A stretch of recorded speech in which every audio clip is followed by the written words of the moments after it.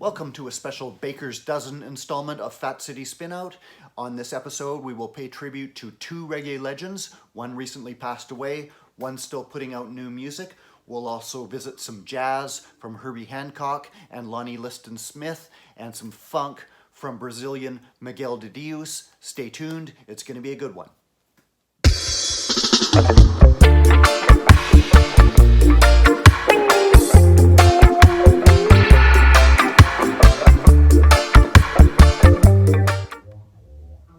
Welcome back, everybody.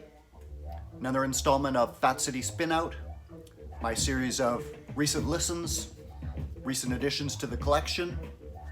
Bringing us in with some jazz funk, trying to hang on to the rays of sunshine outside.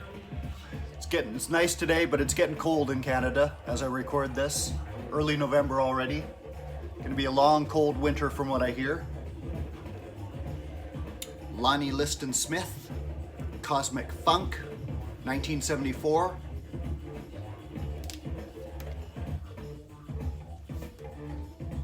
It's an artist I'd seen posted, heard of,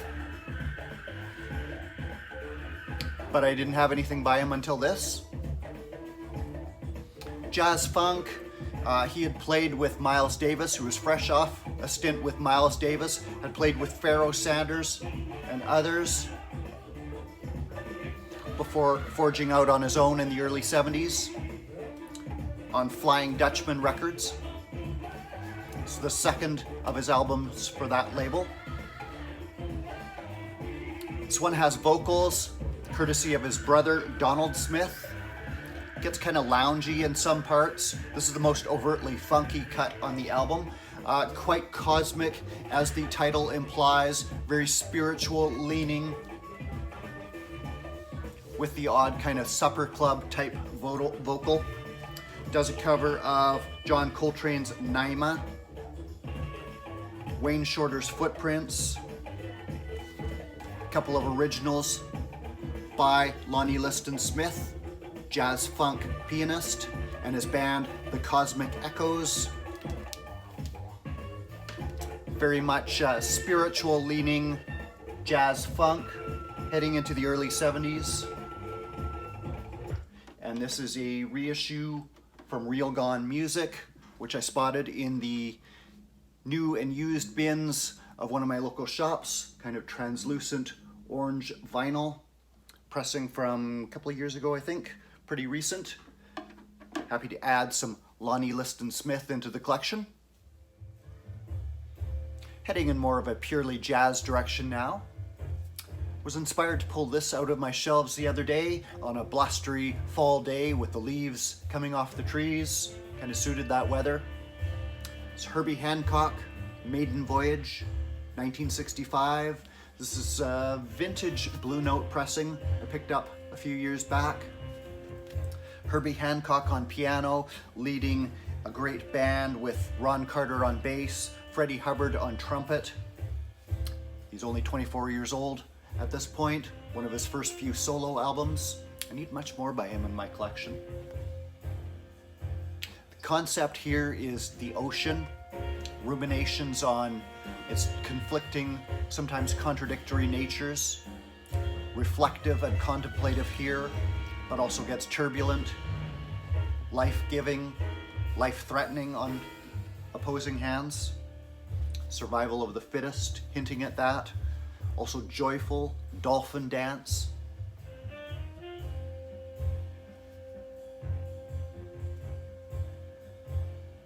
Classic from the Blue Note label, which I need much more of in my collection. You would be shocked if I told you how few Blue Notes I have in my collection.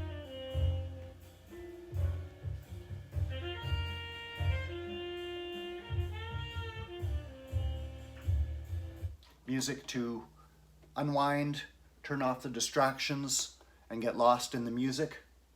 That is, of course, Blue Note. Picking things up a notch now. Some Brazilian music, courtesy of Black Soul Brother #1, Miguel de Deus. Black Soul Brothers LP, 1970s. reissued by Groovy Records out of Portugal a few years ago.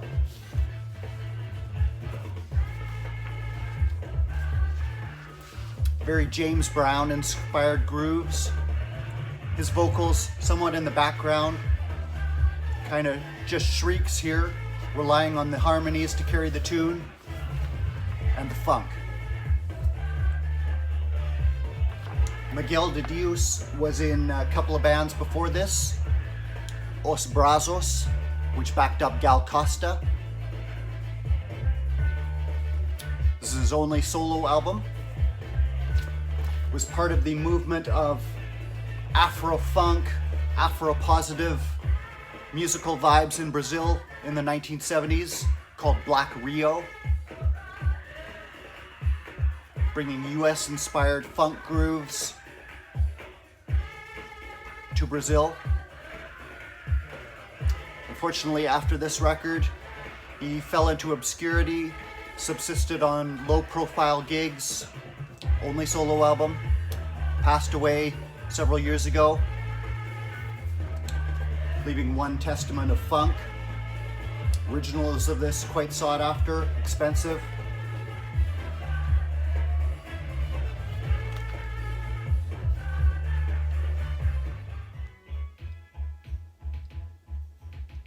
On November 2nd, 2021, news came out that Jamaican singer Ernest Wilson had passed away at the age of 69.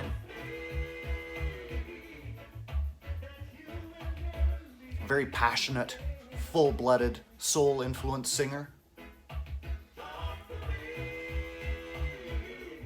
Probably not that well known to many, but had a very long career.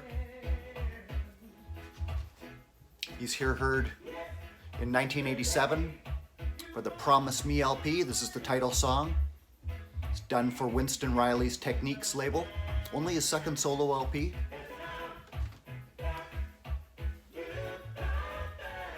Over a rhythm track originally done for Rainy Night in Georgia, redone here in a digital style, the digital style of the late 1980s in reggae. Started in music very young, formed a group called the Clarendonians, a vocal group, in the early 1960s. Was only about 11 years old at the time, with friend Peter Austin. The two made their way to Studio One, and as the Clarendonians, they scored a series of hits through the mid to late 1960s. Rudy Bam Bam, Rudy Gone to Jail, celebrating the notorious rude boys of the era. A very young child singer named Freddie McGregor also came into the orbit of the group in those years. He would go on to stardom himself. Following the dissolution of the Clarendonians, Ernest Wilson would go solo, recording the all-time classic Undying Love at Studio One in the late 1960s, as well as other solo hits. Would also do some duets with young Freddie McGregor, then still a preteen in the late 1960s. Would record various singles throughout the 1970s, recorded the storming, thunderous I Know Myself at Channel 1 in the rockers years of the late 70s. I did a tribute to Channel 1 some while back. I think I needle dropped that song. I probably first heard it on this compilation from the Pressure Sounds label, Well Charged. It's on many compilations. I Know Myself, Ernest Wilson, another one of his signature songs. It is updated on this album in the digital style, I Know Myself. But he would have to wait until 1986 for his debut album, solo album, with Love Revolution, done for Trevor Bow, followed by this LP for Winston Riley, and appearing on the Techniques label.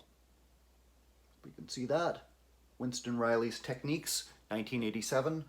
Ernest Wilson, great voice of Jamaican music, rather underknown, little celebrated, but one of those great artists whose songs are loved wherever reggae music is listened to.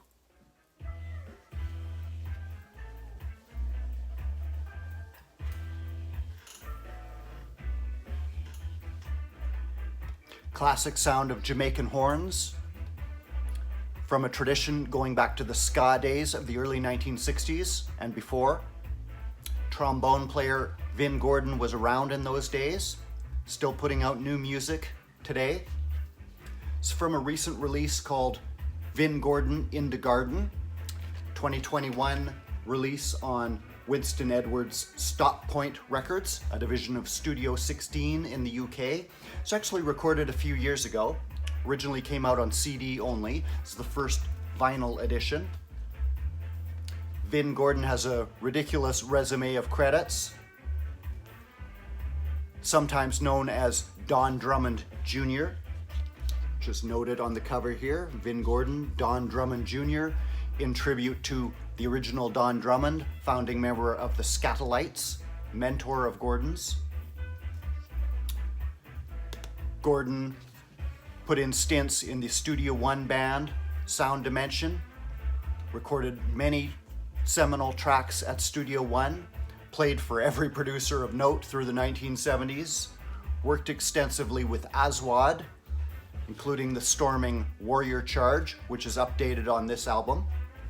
And this finds him reunited with what's billed as the original Wailers horn section, with Glenn DaCosta on tenor sax and David Maiden on trumpet.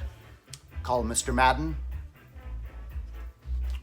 All veterans of the Wailers, the Zap Pow Band, many others. Many other players on here. Large band, that big Jamaican horn sound, rhythms bouncing off the green hills of Jamaica. You can practically hear them. Classic Jamaican musicianship. Instrumental sounds from the garden.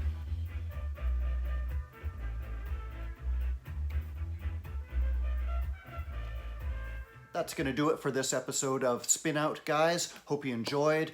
Just wanted to take a second and thank all you guys who tune in regularly, video after video. Pat, Music Head, do a video, Pat. It's been too long. Drew at Diamond Needles, Paul, X-Junkie NL, John at 6-Inch Pianist, James Griffiths, Rob Paniques, of course, many more I'm probably forgetting while the camera's staring at me. Thank you guys for watching, for commenting. It means a lot.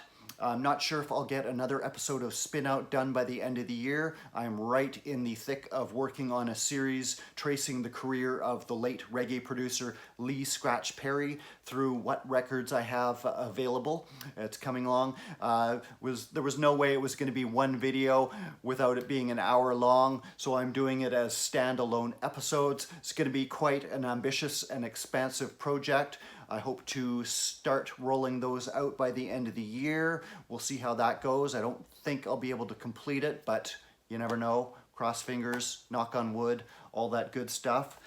Just started reading this book. It's just arrived, 100 Days of Dub by Martin Skyjuice Blomquist. He's a fellow from some of the reggae groups on Facebook. I'm also friends with him on there.